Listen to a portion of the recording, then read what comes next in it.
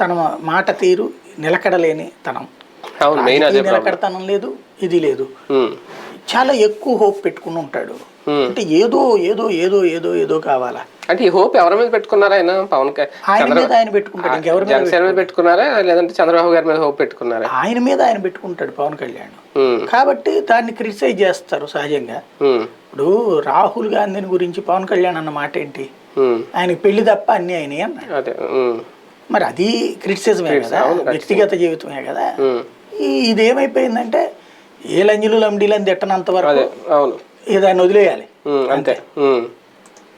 అంటే పవన్ కళ్యాణ్ గారు తీసుకుంటున్న నిర్ణయాలు వైసీపీకి ఏమైనా భయం పుట్టిస్తున్నాయా? నిన్న ఆయన మాటలు చూస్తే జగన్మోహన్ రెడ్డి గారు భయము అనేది రాజకీయాల్లో ఏముండదండి. ఆయన కింగ్ మేకర్ అవుతారు రేపొద్దున 2024 ఎన్నికలకి అనే టెన్షన్ కొత్తగా ఏముంది అందులో?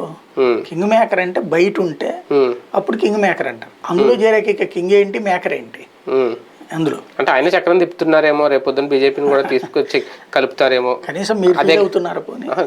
నేనెందుకు ఫీల్ అవుతాను కానీ ఫీల్ అవుతాడు, మీరే ఫీల్ అవును. అంటే పార్టీ అధినేతగా ఆయనకు ఒక భయం ఉంటది కదా, మనం అంటే పార్టీ కాదు. ఎందుకుంటది? ఇప్పుడు ఆయన ఏదో అద్భుతమైన శక్తి తెలుగుదేశం ఎందుకు బొత్తు పెట్టుకుంటాడు?